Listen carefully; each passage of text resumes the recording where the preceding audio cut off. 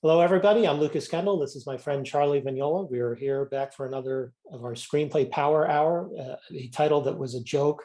And Charlie, what did you say about that title on the phone? It's like I, so. I I think that's what makes it appealing. That's what makes it so interesting. When you first said it, I just kind of reacted with delight. It's so fun. It's convoluted, but it evokes a certain kind of childhood nostalgia for something that was just fun, and you look forward to seeing it. So Yeah, it's kind the of cool. joke being we have no power really at all. Well, there's that too. Yeah. And so my old friend Joe Sikoriak, who was the art director for my magazine, Film Score Monthly, and my record label, in 1997, he wrote me and said, "I love your magazine, love it. But I hope you don't mind my saying, like, it's so hard to read and you need an art director." And he was right. And I ended up trying to do it myself. And then I ended up hiring him and he worked for me for like 20 years and we had a great time. And one of the Wow. most consistent, like easy, delightful working relationships ever. And he just did the same thing with my presentation on the show, where he said, "Look, please don't get mad at me, but I love what you say, but for somebody who's trying to do things professionally, like I can barely see you and the sound quality is terrible." So I bought a new microphone, but I only spent $30. So we learned that it's no better than the one that the the Mac has. And I've got some lights coming so that you at least see my face. But today I turned the camera because another old friend of mine, Jim Wynorski. So he's has worked for Roger Corman, made tons, and he made whatever. He's made like hundreds of movies, and he's made like Busty. Did he do Busty Cops? I don't know. He did a lot of Busty Cots. Is that a Roger Corman movie? No. It was I have a friend named Jim Wynorski who's a famous B movie director and a really good guy and a big soundtrack collector. And one time he told me a lesson that Roger Corman told him, which was, what's the best way to shoot a phone booth? And like anybody, he said, well, you just shoot into the door, right? This is back when they had phone booths. And Corman said, wrong. You shoot it diagonally so there's depth. So that's why I turned the camera so that the glare from the window, you could see a little more depth. But I've got this very unsightly piece of shelving with some old envelopes. All right. On the other side, the Logan's Run poster is much more visible, and that's a cool poster. So I like that. That is a great poster. Yeah, really cool. Yeah. All right. So you said let's start off with the big Netflix news, and take it away, Charlie. Yeah, well, the news of the day is obviously a huge hit to Netflix stock because of the news that they were going to probably lose close to 2 million subscribers. So Netflix was in the process of all sorts of new reforms to try to help with that problem, including introducing a new ad-supported tier similar to Hulu. So you'll be able to buy a cheaper version of Netflix, but you'll have to be able to watch commercials, which I think defeats the whole purpose of what made Netflix so great. Also, they were in the process of layoffs. So for a company that was expanding, now it's starting to contract, and not just in terms of layoffs, but in terms of programming. So they had an animation division. I think the animation division was starting to shrink. They were announcing that they were going to be spending less on their programming. And obviously one of the big, success stories of Netflix was a plethora of new programming, because they were literally spending billions a year on programming. Now that's about to start being throttled back a little bit.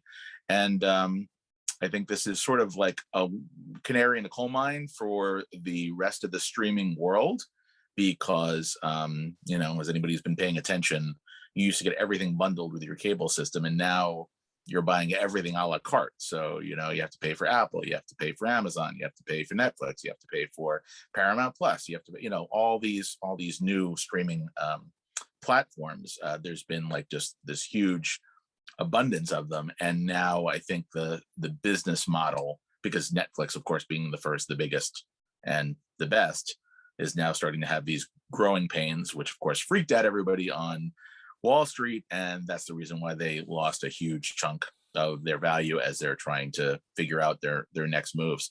In terms of how that affects screenwriters, well, obviously, one of the benefits of so much programming is that they needed more material and they needed more writers. But, what's that going to do in terms of pulling back on the number of projects that they're going to be acquiring? And is that effect also going to be seen now at other streaming platforms that were also trying to compete and expand so quickly? You've already seen, not that it's a scripted entertainment site, but CNN Plus just got yanked after 2 or 3 weeks, after much hoopla and much planning, that went away. So it's just an interesting development in the world of scripted programming, and of course, it affects screenwriters who are out there trying to get their material seen. I always heard that Netflix, like if you're selling to Netflix, there's no one Netflix. There's like 7 or 8 different silos that have different mandates, and that. Exactly. Yeah, I read an article that was interesting about how they've had to change their business model. And I also have noticed in the past year or two, like you go to the Netflix menu and it used to be a lot of really cool stuff.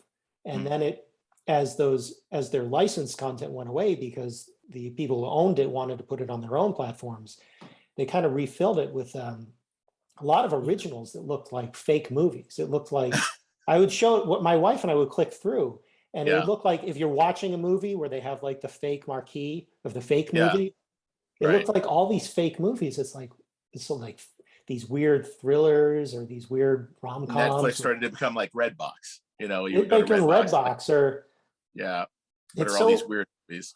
It's so weird that and now like movies and TV are now reversed from what they were when we were kids. Because in the 70s and 80s, there were 3 networks, then there were 4 networks, and everybody watched the same thing. And there was something about that, the idea that like on Saturday mornings, we would all watch the same cartoons because there was a limited selection. So there was a common culture that we all kind of drew from. Now you can say that the abundance of material is awesome because there's like 500 or 600 scripted shows, and there's never been a better time to watch TV.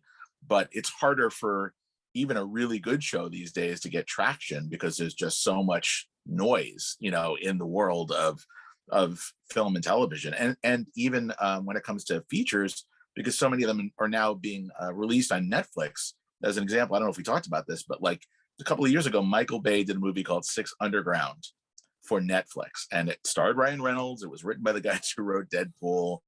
Like in the old days, this would have been like sort of a Fast and Furious level release that would have been much hyped in theaters in the start of a franchise, and it went away without a blip on Netflix, all $200+ million of it, which is very strange. Like, and I feel like that happens a lot, certainly on Netflix, where things that used to, or maybe once upon a time, might be kind of a big release, just vanish because it's very hard to promote and market any one individual thing.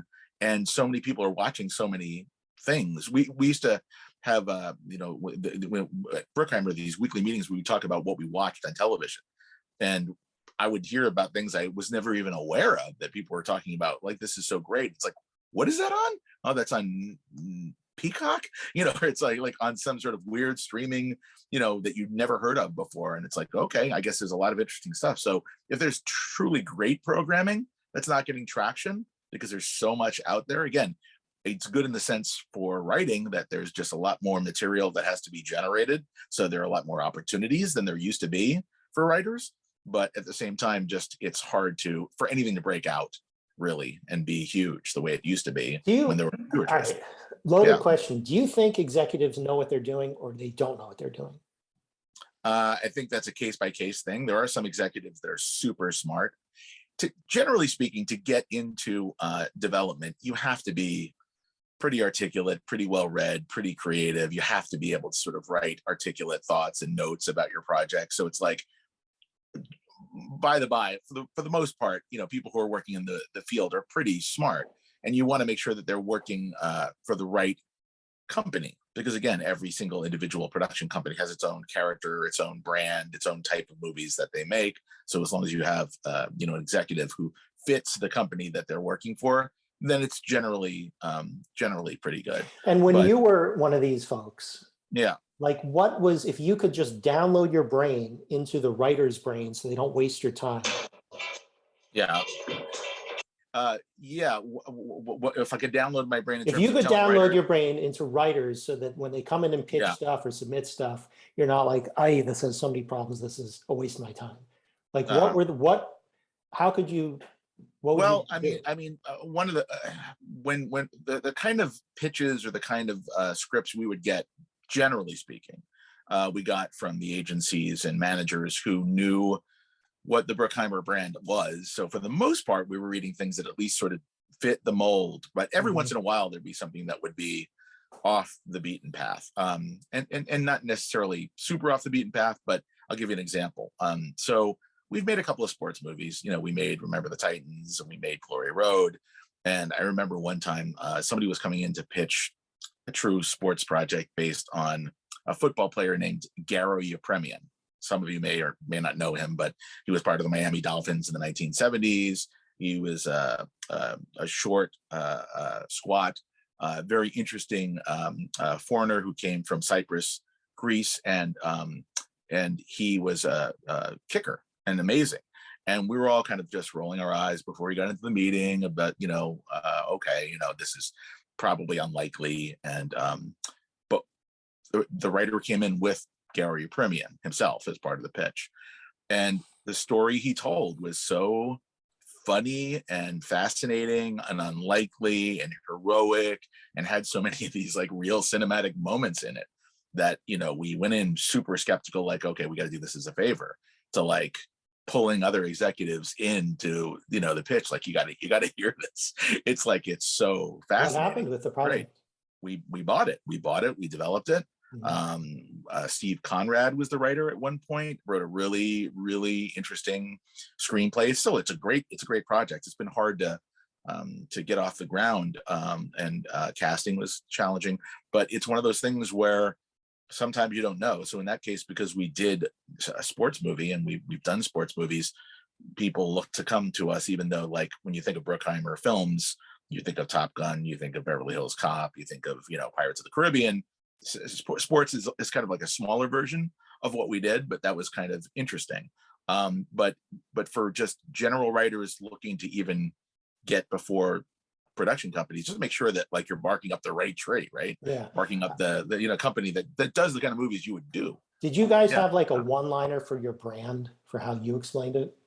Not really. I mean, we didn't, it wasn't so much that we had to go out there and sell people on who we are, Yeah. so much as people had to sell why their projects were right for us.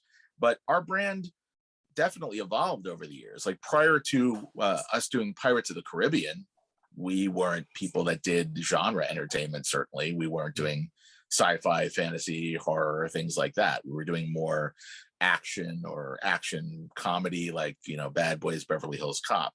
But then, we started doing things like Armageddon. And then when we did Pirates of the Caribbean, it was like, okay, suddenly that was so successful that it created like the Bruckheimer sensibility as now applied to fantasy or pirate movies or science fiction or horror.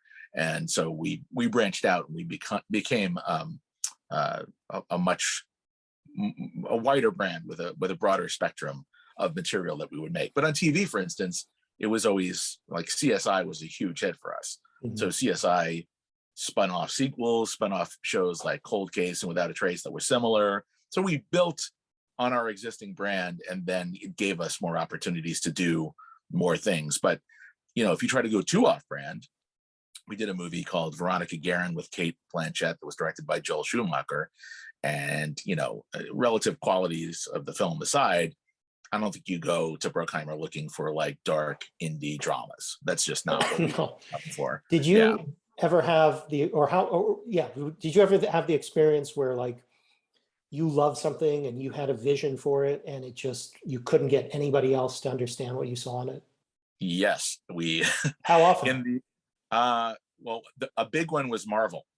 Okay, so in the mid to late 90s, when Marvel Comics was on the verge of bankruptcy and could have been purchased for a few dollars, I grew up loving comic books. And so I was very interested in possibly acquiring some of the licenses for some of the Marvel characters. And I remember very specifically the three that I was focusing on.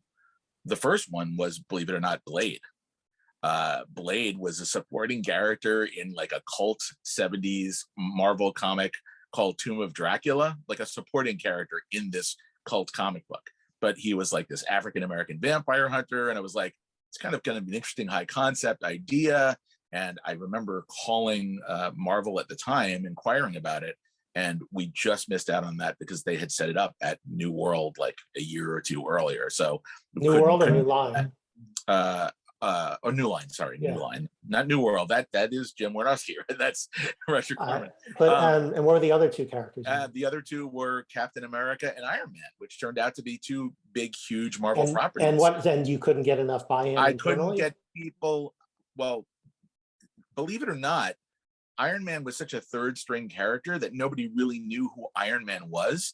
I knew it was a good fit with our brand because it was like a guy who was like an industrialist and kind of a smart aleck and kind of a trouble character, but somebody who was like, he wasn't a smart aleck in the comics.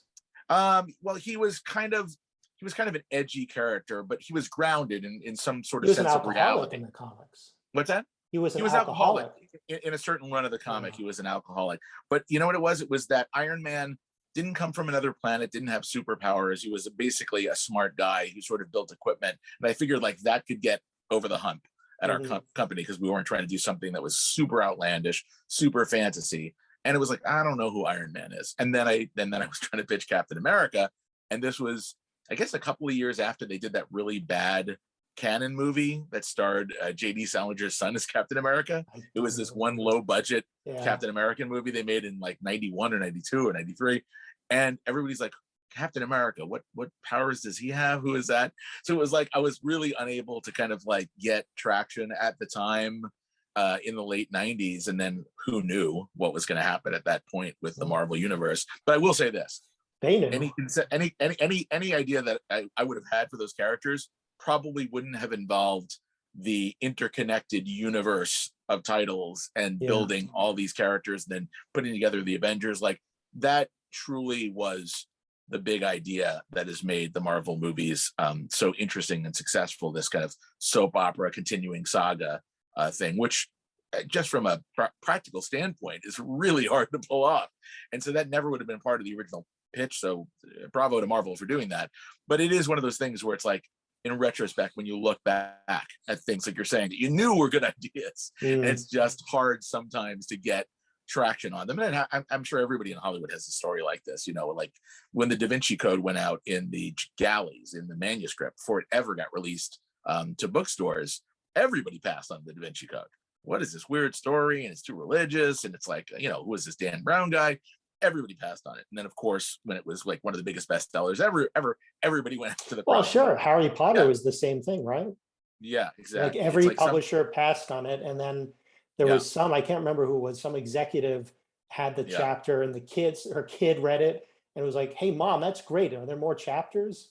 Well, you know what actually happens more often is that a book comes out that's touted as the next Da Vinci Code or the next Harry Potter, and studios overbuy before the book is ever released because you're reading Percy Jackson things. Yeah, you're basically looking at material a year to a year and a half before it's released, right? So you don't know whether the book is going to like be a bestseller or not. You're throwing darts. And there were a couple times where we purchased a piece of material that was vaunted or touted to be the next. Oh, that's the flip side. Were there things that there was groupthink at the company? I don't want you to speak ill of your colleagues, but no. I mean, look, we develop. I think we've talked about this. Like at any given time, we were developing 2 or 3 dozen projects, and they're not all going to become motion pictures. A small subset of those will be motion pictures, maybe 30 to 35% of them, and 2/3 of them were things that got close, but didn't come together, or things that we bought but couldn't really figure out how to make them work. But there's always things that that either you have a lot of hope for. I mean, sometimes we just get beat by, as parallel development. Like it just happened to me. Did you see my post? Yes. That happens all the time. Talk about that a little bit. But very briefly, like 5 years ago, I wrote a sci-fi pilot with a friend of mine who is a very established showrunner and somebody who I looked up out of the college directory, Amherst.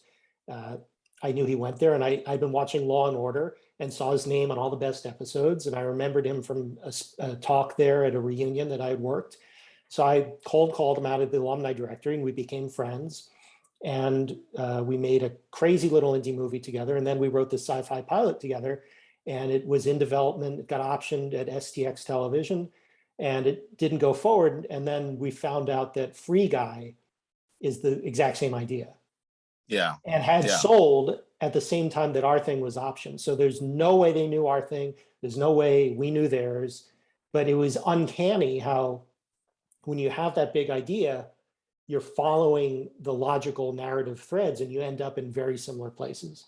There's an interesting story. When we were making Armageddon, there was another asteroid coming to destroy the world. Deep Impact. Developed Deep Yeah. Impact at DreamWorks.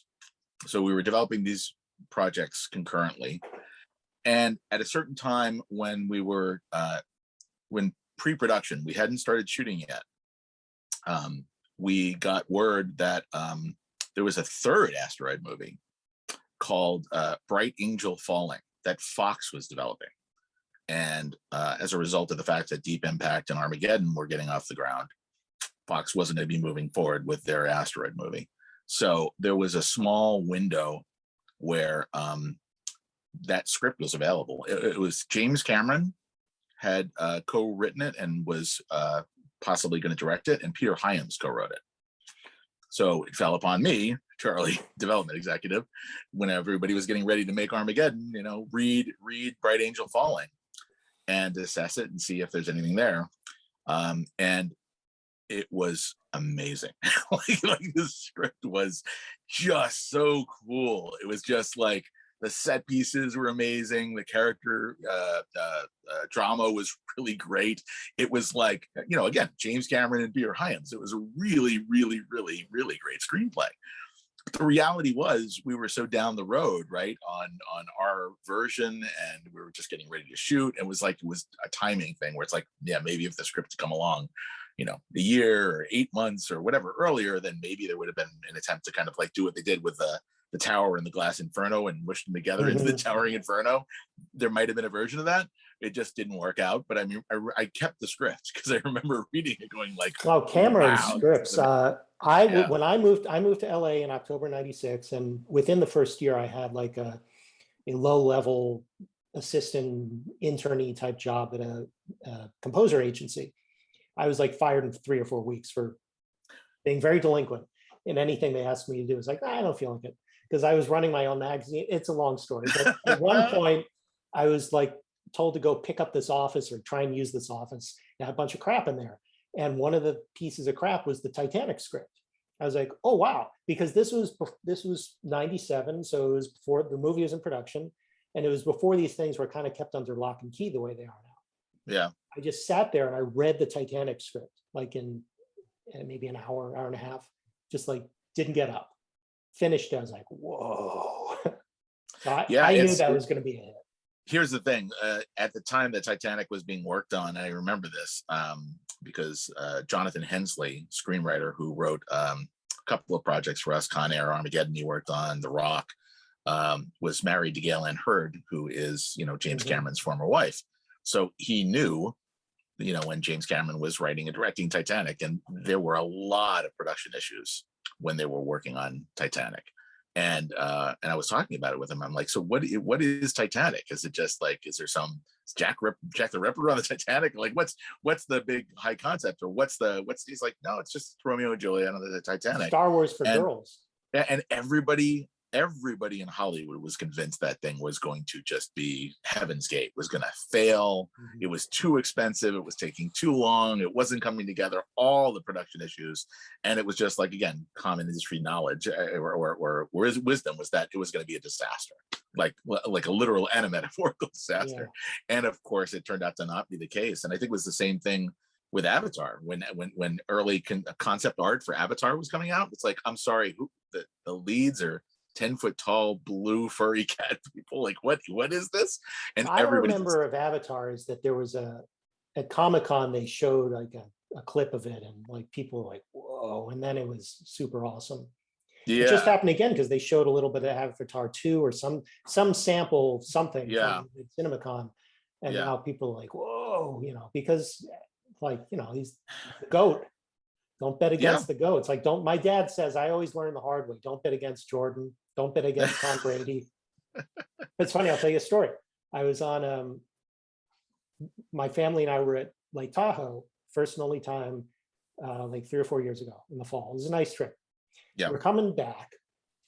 And it was so funny because I'm in the Southwest terminal and we're waiting to get on the plane. And I spot someone, and just from, this is something that people got to trust me, is I knew like that guy's Jewish. And he wasn't even like, I'm gonna have to back up. He wasn't like super Jewish looking, but just, I'm a Jew, so I know what other Jews look like. I was like, oh, that's interesting. I wonder what he's doing here. So anyway, I'm on the plane, and it's my wife and 2 kids are in 3 seats, and then I'm in the aisle seat across from them, and there's an empty seat right next to me.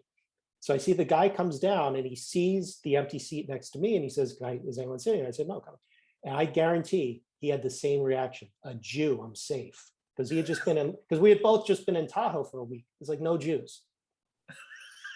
And on a scale of 1 to Jackie Mason, how Jewish was he? 4. Like me, I'm a 4. Yeah, I guess. Yeah. I don't like have the whole accoutrements on, but Yeah. I'm telling the story. Yeah, I don't have like a thick Brooklyn accent or something, but yeah. But it was funny. And then it turned out he's in the film business, and I don't want to say who he is, but he was super nice to me. He was reading a contract for a big thing, and he had something to do with the next Terminator movie. And I remember saying, well, Cameron's on that, so don't bet against the greatest of all time. And that movie, what the heck, Charlie? That was awful. Wait, which one? Which one? The last Terminator movie where they brought back you know what? I believe it or not, as big of a fan of the Terminator as I am, I have not seen the last Terminator movie. And I guess there's a good reason for that, because it wasn't like the buzz was great. I never want to say stuff on this show or in public to be derogatory about things, because it's so small, and the town is so small, and it could come back to you're just putting little time bombs into the internet. Like, why do I want to do that? For more information, read Lucas's blog post about Jerry Goldsmith. Oh God, yeah. But see cautionary tale, yes. Anyway, but that Terminator movie, the last one, like I sort of know what they were trying to do, but it just was bad. It was really, really bad. And like Jim Cameron's back, and Linda Hamilton's back, and they got the director of Deadpool. It just didn't work for story. It's fascinating. Yeah. Such a big franchise. And right now it just sort of seems to be, I guess, in suspended animation, because what are you going to do? Like, if somebody came to you right now, Lucas, and said, you know what, we just bought the Terminator rights in a fire sale, and we want to do a movie, and we read Free Guy, and we read, fan film, and, we want to see what you would do with it. Would you take that on? Yeah. Oh, hell yeah.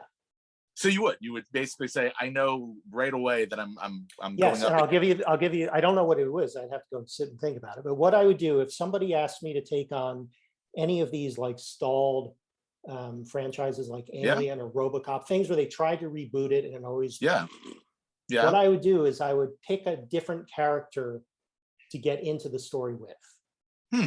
Okay. And because that's sort of what JJ did on the Star Wars movie.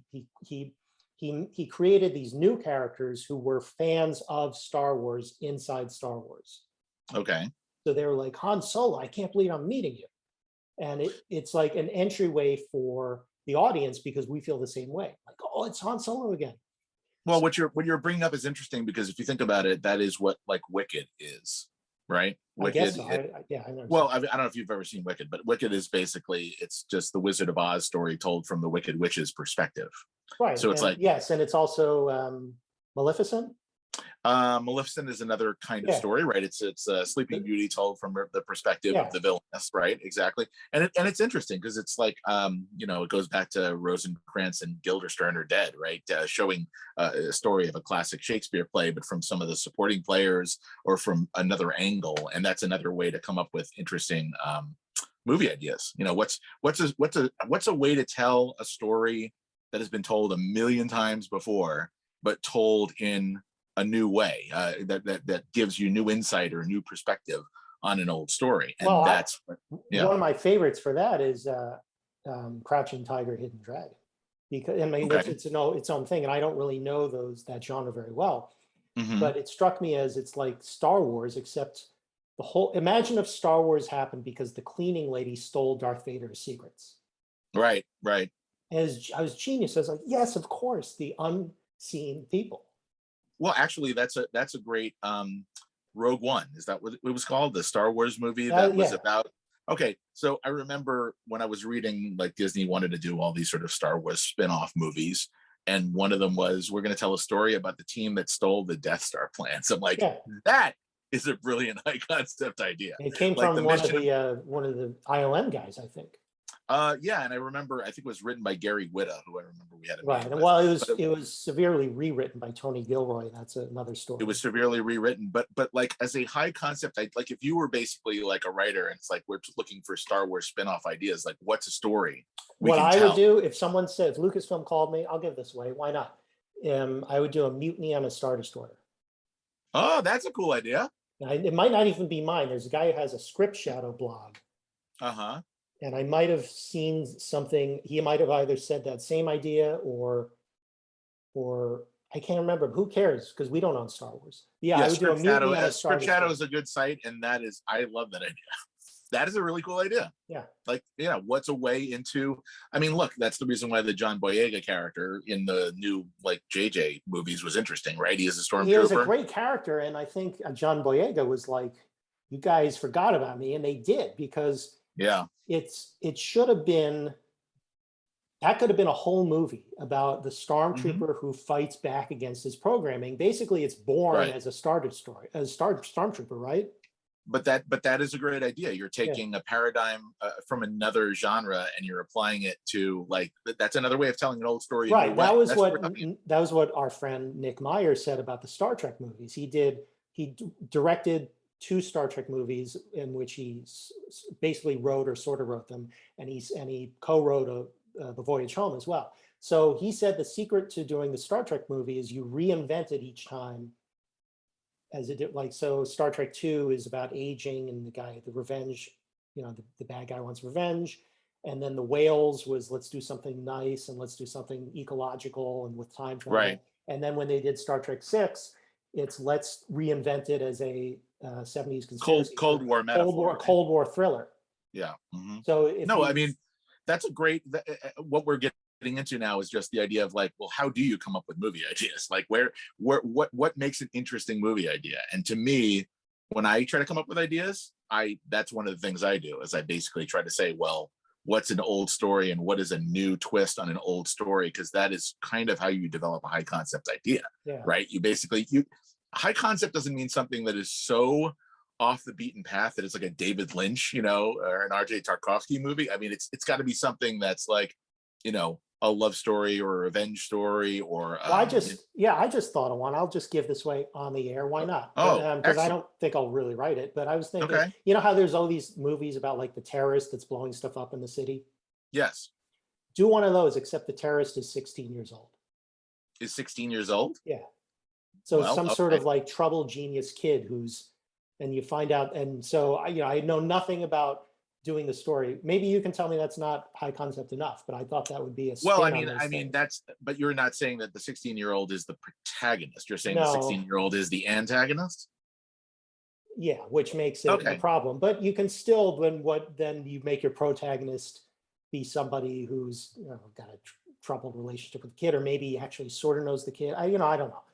No, it could be done. I'd have to sit in it. Sometimes you hit dead ends. You go, never mind. But sometimes you. No. I mean, the idea, like the first thing that just came to mind when you said that is like, if it's a 16-year-old antagonist, then maybe it's an equally young protagonist. Like maybe you're telling one of those kind of like stories, like a Die Hard or a Bourne story, but essentially you're now doing it at the level of like teenagers. So it's sort of like I'll bet you. I think you're exactly right. And I think the 16-year-old protagonist is the kid's ex-girlfriend. Yeah, see, that's the way to make it sort of fun and interesting. And like, I never saw it, but there's a movie called Brick. Oh, that's great. That's really cool. Okay, so isn't Brick kind of like doing a noir thriller in high school or something like that? Yes, where there was very stylized language and had all these like 40s noir tropes, but applied to high school. So it was a little ridiculous, but it was. But it's very watchable. It's high concept and it's interesting, right? So that's exactly what we're talking about right now. It's like, how do you find those meshes or those what do you call it, like a remix of sort of like existing genres or dynamics and putting them together in a new interesting way? Because those are the kind of ideas I remember when I was reading for 30 years trying to find good movie ideas. When you stumbled upon a very clever one of those, it was like, hallelujah. This is an easy one to go pitch. I can go in there right now and I can pitch this very easily, and it immediately grabs you. You don't have to spend like 20 lines trying to describe the movie. It's like, okay, it's this, here's the idea. And if you can do that as a writer, that's the hook that you want to grab somebody with, and like makes your life so much easier. Yeah, well, and it's funny because we started out talking about Netflix, and I was going to make the joke, which I'll make now, which is that like, how does this apply to the people trying to break into the industry right now? Like, it doesn't. It's just write your great script, fix the work, make the work great, and then you got all the business problems or happy problems. But until you have that great script, until you're at that level, it's all academic. It's a hobby to watch the business news. Right. And the other thing right now is I have a couple of pieces of material that are out there right now, and they're out for packaging. And one of the reasons why is because, like we've discussed this, a naked piece of material, a naked script that has no packaging, no attachments, is a lot harder to set up than one that has, a director attached, or a piece of talent, an actor or an actress attached. So nobody wants to do any work. I'm in the same place. And what just happened to me this week is that I got into one of those. Everybody I called was like, "Do you have financing?" Like anybody I called about talent was like, "Do you have financing? Are you fully financed?" And if the answer is no, it's like, click. It's like, come back late. Come back when you have financing. And these were people like I'd already worked with, people who were friends of mine. It was just, that's the hard reality. It's evolving into the case where, to be a successful screenwriter, you also have to be wearing a producer hat. Like they expect. Yeah, well, that's what I do. I like doing it. But then the flip side is anybody you go to with money, it's like, who's attached? Who's attached? Who's attached? And this is what the challenge is. It's like, even if you have a great piece of material, right? So let's say I have a great screenplay. I have to go now and get a director or an actor who means something to other studios or production companies in order to entice them, like, oh, it's a great script and it's got a package. But if you're those people, if you're a director or an actor who means something, you're being sent material that already has financing. It has already has, and it comes with an offer. We will give you $350,000 to be in this movie for a month, and it starts September 1st. Yes or no? And like, so why am I going to deal with this stuff? That's how agents get fired, if they get their clients excited about something that doesn't happen. Yeah, and the thing is, when I was a development executive, I would have literally piles of screenplays everywhere because people wanted me to read their material. Well, if you're Ryan Reynolds, if you're Scarlett Johansson, if you're a big star, or if you're David Fincher, your piles are equally huge, right? So how do you prioritize that pile? Well, what are the offers? Like, who's offering the most? What are the projects that have like other elements? Because obviously talent attracts talent. So maybe there's like a project that has Leonardo DiCaprio attached that might get David Fincher. It's the directors. That's how. I mean, those young Adam Driver caliber stars. It's all about, like, I'm famous. I made it. I have more money than God. I ever thought. And they're collecting experiences, and the experiences they want to collect are working with great directors. Yeah, I mean, that's why Leo's, and I don't blame them at all. I mean, I would do the same thing. Yeah, Leo's worked so many times with Martin Scorsese, which makes sense, right? Because it's like somebody you idolize. But if you're just starting out in the business, it makes it a challenge. But obviously, you can't do anything without a great piece of material, right? I mean, at the end of the day, if it's a great script, that's the only way you're going to get like an actor or a director or an agent or a manager to want to work with you. So at first and foremost, it has to be a great idea, really well executed. So you don't even worry about attachments until you have that stuff. So you have to start back that far, which is the reason why. The reason I came out of my cave is because I finally feel like I have a portfolio of I don't want to use the word great material. I think it's solidly very good, but it's not just very good, but it has a unique voice. Yeah. Which is my voice. Right. And I wouldn't oversell it as great. I think some people would find it great and other people would be like, I don't get it. And that's the curse of my life and my taste. I was thinking, like, what's wrong with me? And it's possible that the personality type I most like are those kind of like comedians, those kind of like grumpy comedians who bite the hands that feed them. Like Albert Brooks? You're like an Albert Brooks screenwriter? I don't know. It was funny. I was watching Bill Maher's show, and he had Bob Odenkirk on, who was just talking. They were talking about like what it's like for comedians and how they talk about sort of sometimes wanting to play with the audience and mess with the audience, and that kind of Sure. is a certain. I have a subversive streak to me, Right. and it's something that I just can't eradicate. But And what's interesting about you is that yeah, you're right. You come off as sort of a curmudgeonly persona, but when you read your material, you've got some real sweetness and sort of like sensitivity in your characters. Go that on. is like there. No, it's just like it's because it's an interesting dichotomy, right? Because it's Right. like if I'm just meeting you one on one, you might be the guy that complains about the temperature of the soup at the at Cantor. I actually don't do that. Oh, you're not mean to service people? No, I'm never mean to service people. Oh, I'm okay. mean to the people I love. Oh, okay. No, I'd say but you know what I'm saying. So that's the thing that's interesting about writers is you think you might know based on their personality what their material is going to be, and like you frequently meet horror writers, people who write horror and that kind of stuff, and they can be the sweetest people in the world, and you read their material, it's like and holy then cow. the great liberal icons are these like bitter, nasty, grouchy people. Oh, it's always fascinating to me. So it's like you never can judge a book by its cover. That's definitely true. But yeah, it's just, and I guess that's a way that we sort of explore, through writing, we explore those things, whether consciously or unconsciously. What are you about? What am I attracted to? Like when I write? No, your inner, like what touches oh. you? What do you try to get out with your writing? I'm always fascinated by people who get close to the sun and don't. There's something is that you? Maybe it comes out like, because again, I worked for the biggest producer in the world for over 30 years. And I was like on the front lines of like, finding material and helping shape it into these big films. And like, I came out to Hollywood to be a screenwriter. It's like, and that's what I studied in school. That's what I did in high school. I mean, that's what I did in my spare time. And, over the same period of time, I've set up a lot of material, nothing that's gotten produced yet, things that have gotten close, because when I was working at Bruckheimer, I did some uncredited script doctoring on certain projects when there were periods when we didn't have writers on certain films. So there's scenes and dialogue and Bad Boys and Dangerous Minds and G-Force and The Rock and things that scenes and ideas and jokes and things that I came up with that are on the big screen, and so when I'm watching those movies with my kids, I'm like, oh, that's my line, that's my scene, that whatever. So it's like I have seen my material on the big screen, well, but not things that I am credited for as writer. Let me ask you this. So the movies are the stories about people who get too close to the sun, but or is that people where it's hubris, they're Icarus? Or is it more like Mr. Holland's Opus stuff? I think it's for people who are like striving. It's like for people who have a big dream.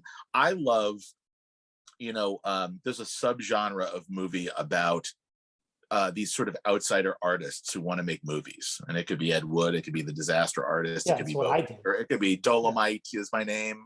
Well, that's what I wrote. We can tell the audience. Yeah. I That's love the thing I wrote that you liked. There's something about that really resonates to me, because again, there's something about that yearning, that striving, that wanting your voice to be heard, and let's face it, it's the internal journey of every screenwriter. It's like every one of us, right, wants to do what we're doing because we want to tell these stories that are inside of us bursting to get out, and it's like you're trying to find the language to convey it to somebody else. You if you could just find that language, right, you can share these experiences with somebody else. And to me, it's that struggle, that journey that you're on, and sometimes it works and sometimes it doesn't, but I find myself always drawn to those kinds of characters because I know what it means myself. When in the movie Ed Wood, it's like the guy became a legend after he died.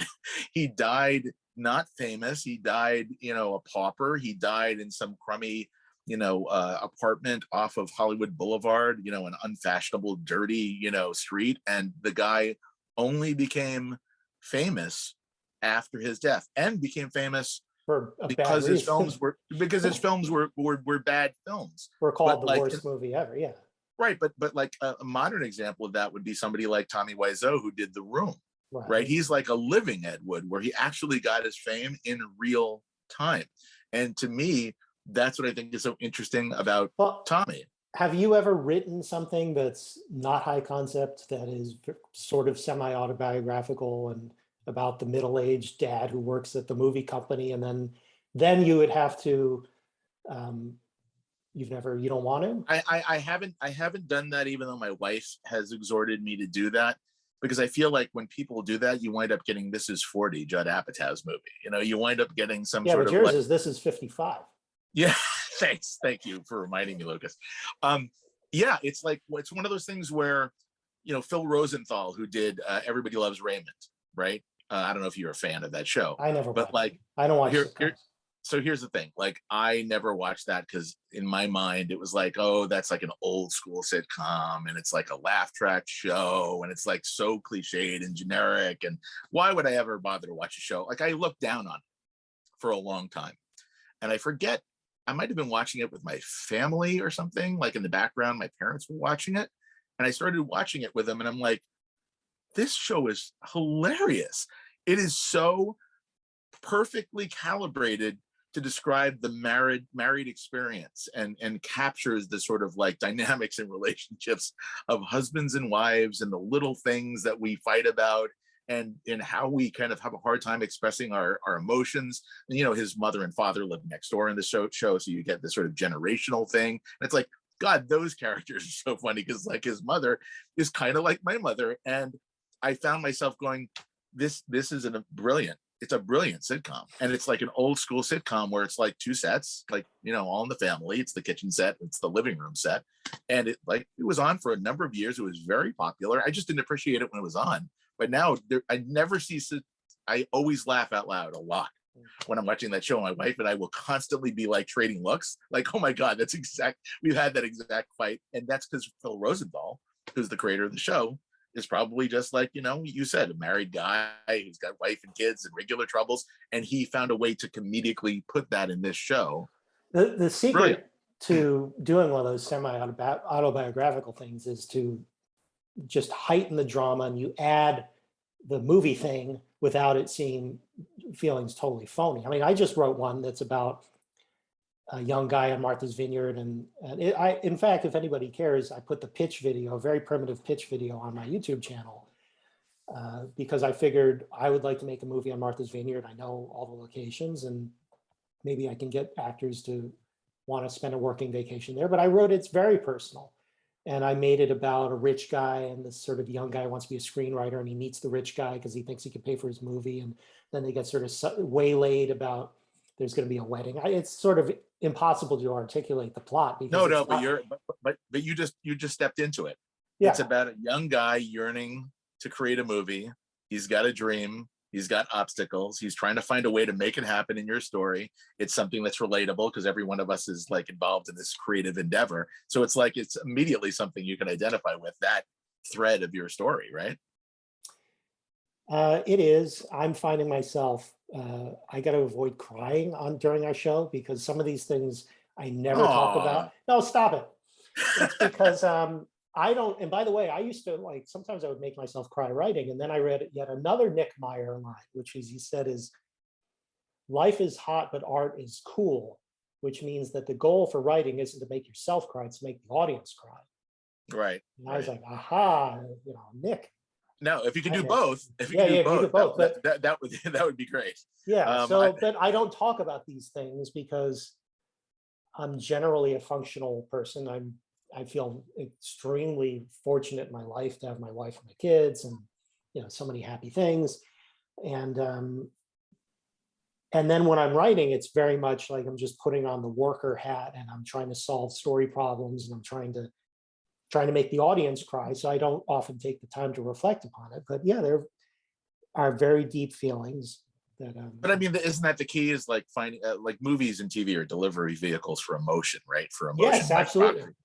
proxy. And what you're doing, I guess the We'll put best that on our movie, shirt, our Power yeah, Hour shirt. the Power Hour shirts.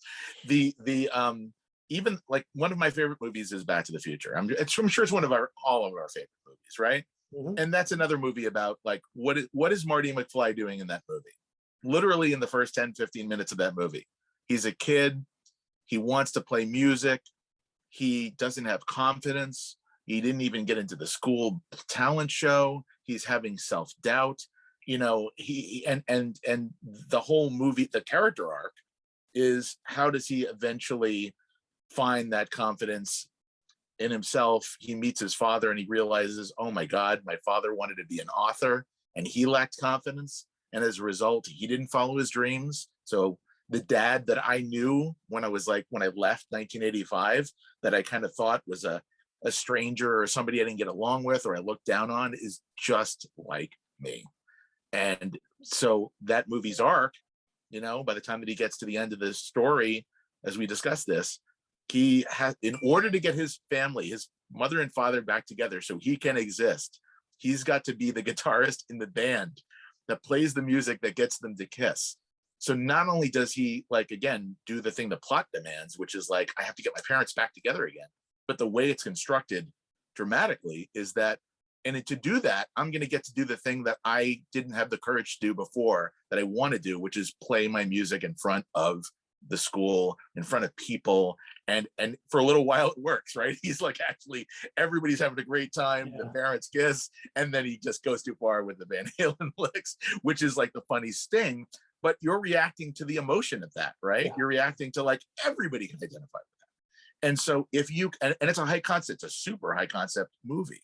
So the key is, how do you get the way of the best movies are the ones that have a super high concept, but within that have these relatable emotional moments that you can connect to. So you're having a good time eating the candy of the high concept, but it's also nourishing you on an emotional level.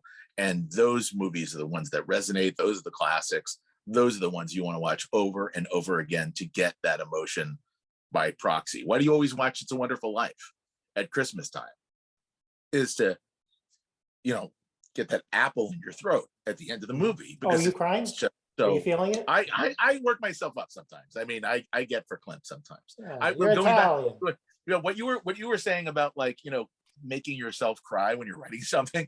And again, I don't know if it's pretentious or it's a good thing, but like one of the things I'm out in the marketplace with right now is a Christmas themed romantic comedy. Now I know, yeah, it's an oversaturated market, Christmas romantic comedies, whatever. I had an idea for a high concept movie that is a mix of genres that I came up with what I thought was a really good one.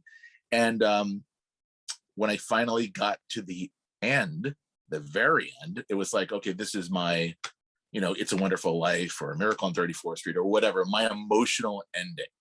And as I'm writing it in real time, I'm breaking up. And my wife's coming by, it's like, what are you doing? It's like, I don't know, maybe I'm crazy, but I think this is really going to work. I think this is really, really going to work.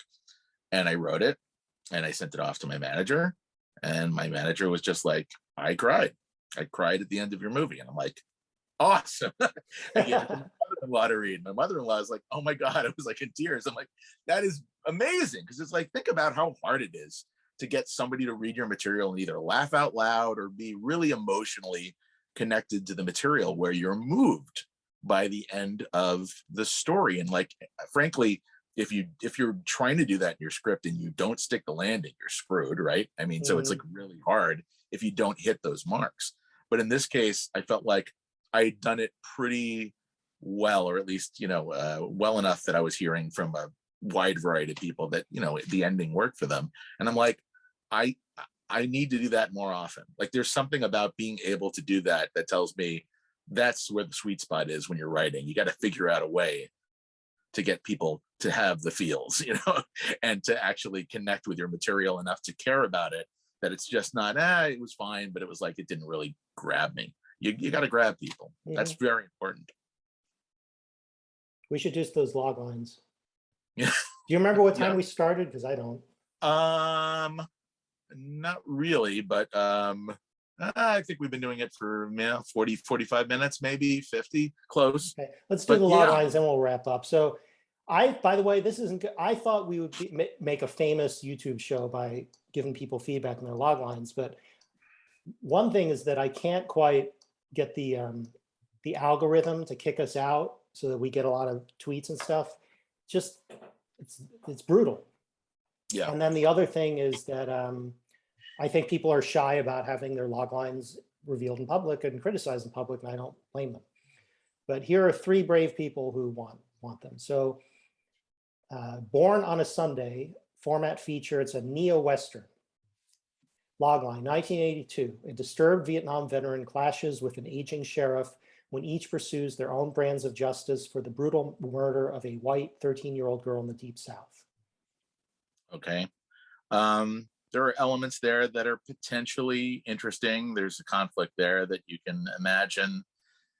I feel like it's missing a few details in terms of like what's actually happening with the characters. It's a little vague in terms of Yeah, like you don't get the narrative engine. Yeah, so it's like I see that there are some elements that are intriguing, but I'm not sure based just purely on that they would grab me enough to really want to read the script. It's like Second I saw 1982 and Vietnam veteran, I think, oh, it's First Blood. Yeah, me too. I mean, Yeah. the first thing I thought was it's like it's First Blood with sort of like a murder investigation instead of it being like people chasing him up into the mountains. Yeah. But So thank you for whoever this was. Thank you for sending it. I think our reaction is that your log line sort of implies, if it doesn't outright state, what we would call the narrative engine, which is telling you, when I say it's a movie is a mutiny on a Star Destroyer, you know immediately what that story engine is. And the best log lines, it's like, I know what that story engine is, and I know what the twist is that's going to make this one cool and different. right. And this one, the story engine is sort of a Rambo type fight with the bad sheriff, but it's also something to do with the murder of a kid. But I don't understand if the murder of the kid happens during the movie or already happened, or I don't quite know what's going on here or how pulpy or realistic it is. Or the fact that like it's sort of like there's two separate investigations, but I'm not sure how it brings these two into conflict or what that suggests in terms of where it's going. So yeah, it's somewhat intriguing, but it's a little too vague to really fully work. Yeah. Okay. Next one. Hey, Lucas and Charlie, here's a logline for Cult of the Skull, an ensemble thriller horror feature that you can use in your show. 2 locations, low to mid budget, 7 actors, 10 pages of the entire script can be forwarded if you're interested. A team of archaeologists searching for evidence of a primitive cannibalistic skull cult, that's capitalized, fight for their sanity and lives as they're ruthlessly hunted through a remote rainforest. And it's by Paul Hurst. Thank you, Paul. Thanks, Paul. Yeah, the first thing that occurs to me is that this is something like, like an Eli Roth, lower budgeted, like, horror thriller kind of idea. And again, if you were a company looking for that kind of material, you might take a look at this and see, is there anything in particular about this that is specifically novel? It's a little generic, like, again, a skull cult, whatever that means. They're cannibals. So it's basically scientists in the forest being threatened by cannibals. That's not super high concept. That's what I would call mid concept for sort of like a low budget horror thriller. It doesn't have enough of the big hook to really grab you. So it would have to all be in the execution, I think, if you were looking at that's interesting because he specifically mentions that it's 2 locations, low budget, 7 actors. So he's suggesting, like, for producers who are either entry level or make their bread and butter doing cheaper genre movies, like that could be appealing to them. Right. But I am wondering, like, the 2 locations, do we need to go to Peru for them, or can we fake them in California? Right. Well, 2 locations, it suggests to me that it's like forests and caves. It's like, what else could it be? It's sort of it's sort of missing that one specific thing that, like, I don't know who. Here's what it's missing, and this came up with a horror project that I happened to read. I don't want to say anything else about, but the thing about horror movies, and I'm sure you'll agree with me, is that it's about what you did to poke the bear.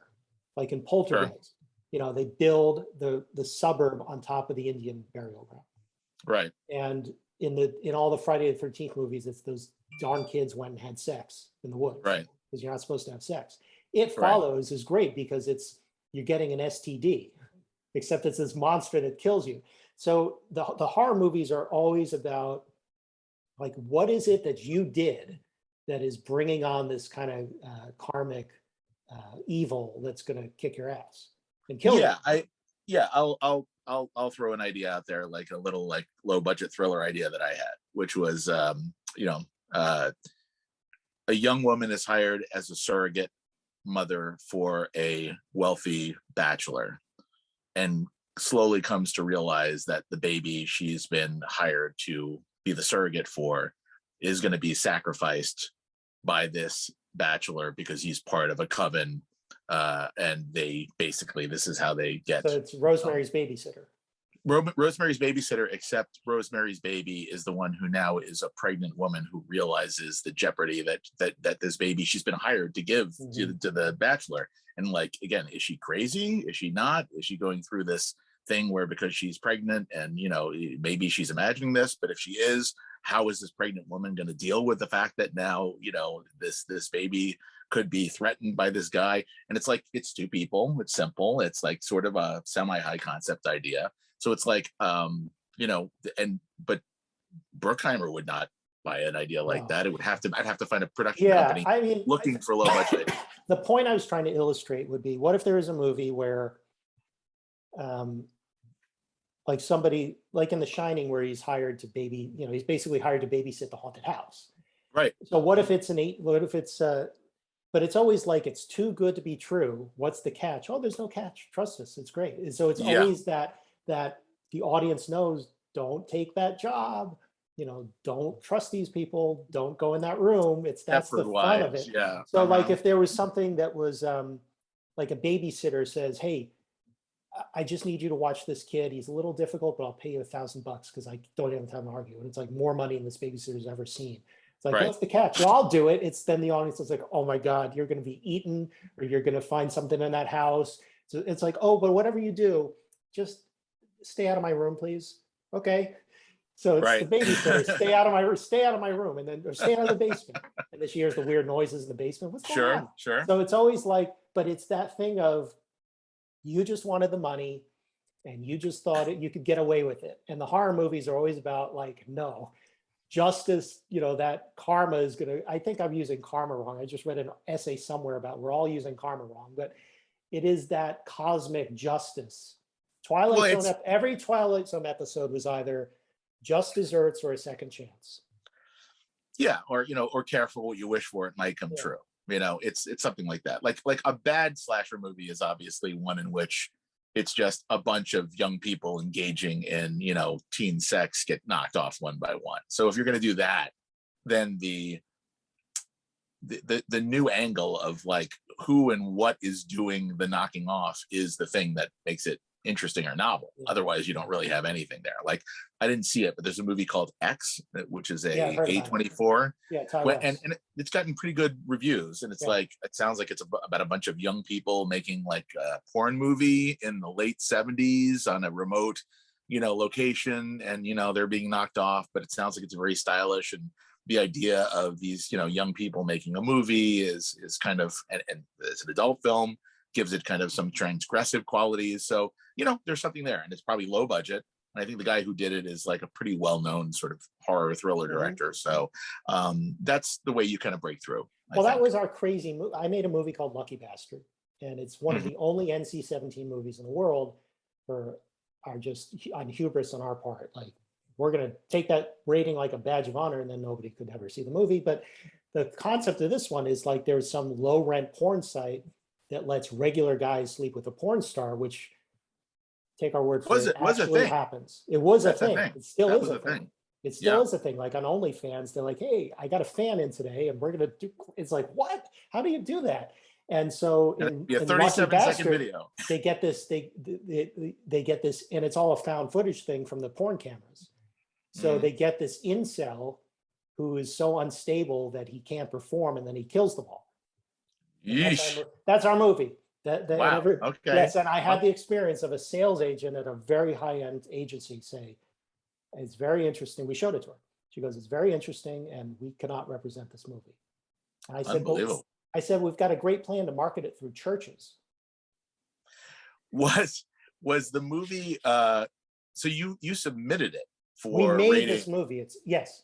You submitted it for ratings from the board, and you got an NC-17. So when you did get that, did you say, I'm not interested in editing it to get an R I rating? did. She started to read the notes. I was like, this is absurd. Okay, so you didn't want to do that. Okay. No, I figured I could, if it went out unrated, people would think we really were like smut peddlers and that it was so titillating that we were disgusting pornographers. I see. I thought if we put a rating on it, we would say, no, this is an art movie, which to us it was. Okay. And then I lost all my money. Perfect. Yeah. So, but the thing is, we really like the movie, and the actors in the movie did a great job. It's pretty good. I mean, is there a place for people who are watching the show, if they're now intrigued to want to see Lucky Bastard? Is there a place? If anybody is actually movie? it's on like Vimeo, and it's on one of those obscure streamers. But if anybody really wants to watch this movie, email me. I'm easy to find at lukaskendall.com. And yeah, go to my website and you'll see the email. Email me and I'll send you the Vimeo link if you're that brave. Can we ask what the budget was? You can ask. Okay. Is it something like you're proud of what you got on the budget you did, or it looks like the budget was a little over $100,000. Okay, so this is like a budget on the level of like Paranormal Activity or Blair yeah. Witch. I thought it was so cheap that of course I'll make my money back, but I didn't realize that. Look, if James Franco was in our movie, and this was before he got canceled, like then we would have made a fortune, but that kind of thing just doesn't happen. And so we had excellent actors. Our star is Don McManus. You'd recognize him. He's a character actor. He's been around a long time. And our killer is played by Jay Paulson, who played Don Draper's brother on Mad Men. Okay. Great actor. And Betsy Rue was the porn star. And it was a 10-day shoot. And they were totally brave, working for $100 a day. And it was like theater. It was like an art. It was really about the characters. But people didn't really understand what we were going for. And it was neither a actual horror movie, nor was it an actual slasher movie, nor was it an actual drama. It upset everybody. Okay. It's 56% fresh at Rotten Tomatoes. If I had one or two other of the reviews go the other way, it could have been a fresh movie. Is it still being actively reviewed on Rotten Tomatoes? Could people watching this help it pump it up? I don't. No, because that's critic reviews. Oh, okay. All right. The truth is that I'm proud of the movie. It was a learning experience, but I'm proud of it. I learned a ton, and I met great people, and I'm not embarrassed, which is also in a movie. When anybody says that, they're obviously embarrassed. But it's that I don't talk about it because it like confuses my brand, or it's like, well, you made pornography. It's like, I don't want people, I want to just start fresh and say, here's my, science fiction movie, here's my short film. And because I don't want to have to have the conversation of why I made this $100,000 NC-17 movie with these actors who I have to insist really did a great job for us. And the director is my friend who I wrote the pilot with. Robert Nathan. Okay. And he loved it. He said it was the creative experience of his life. He directed it, and he did a great job, and he worked like crazy on this for 10 days, Uh-oh, Charlie froze. Well, I sense that you actually went out and made a movie. Oh, can you see me now? Okay. Yeah, I think I know what you're saying. You're on my end, you're all broken up right now. Okay. No, okay. I did not wait for permission. I leave Lucas Kendall shaped holes in the wall where I've just slammed right through, which was, I'm ripping off Sorkin from West Wing. That was a line once about Rob Lowe's character. Right. Yeah, no, I wish I had made money for the investors who I'm related to. Right. And I only want in my life to show that I can really do this and have a real career, and that it wasn't a waste of time and it wasn't a waste of money, that what I learned on Lucky Bastard, which was huge, will feed into my creative talent stack and my knowledge base, and will help me be a professional filmmaker, which is what I would like to be.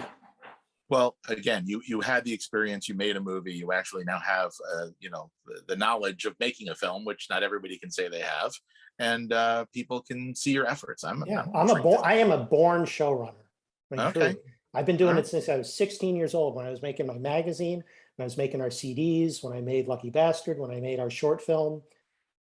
I was fundamentally the CEO, executive producer, showrunner person who took it from idea all the way to the marketing and distribution. And I've learned it. I've learned what I need to learn now are the funny money finance games. If I can find some investors, folks, I can make you money.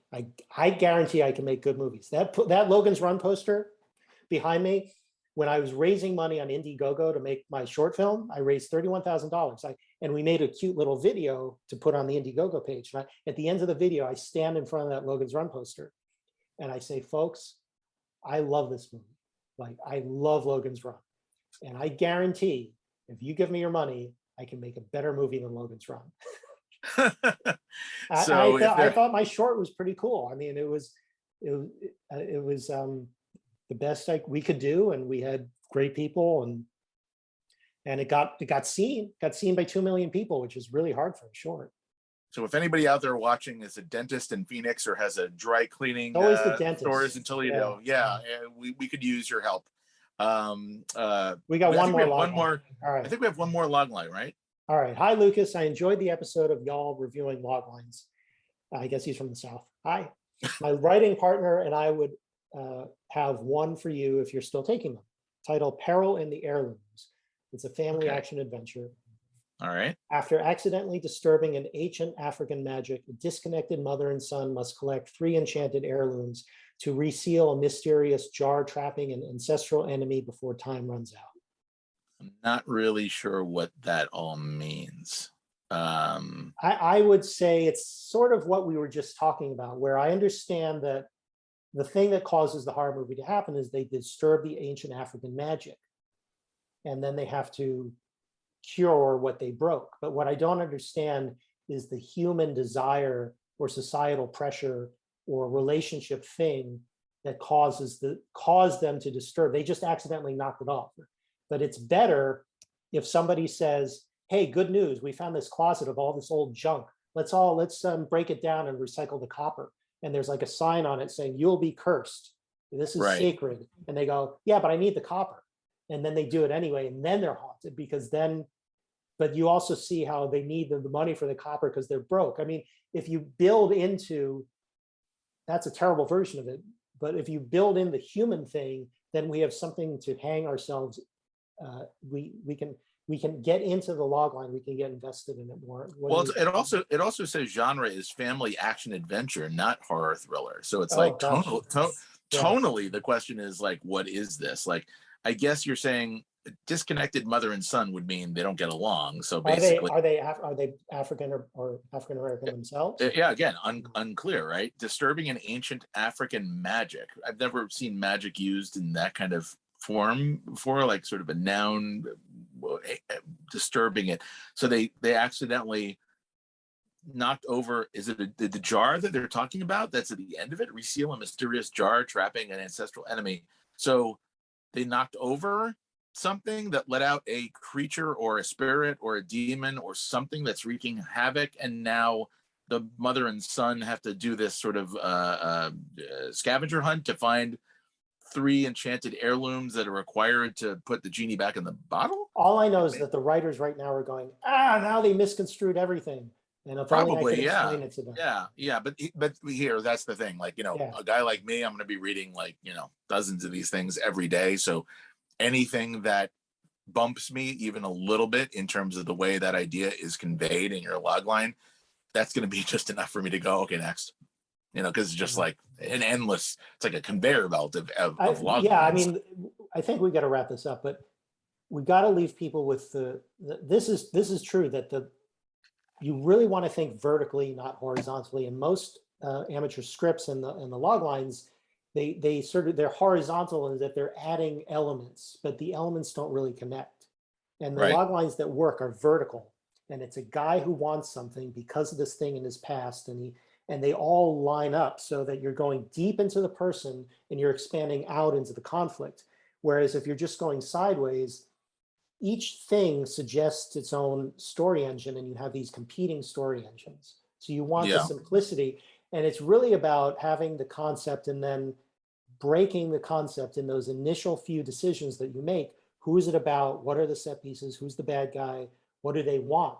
What is the Mhm. relatable human thing? You got to, and most people just don't have the experience to go, wait, I picked the wrong one.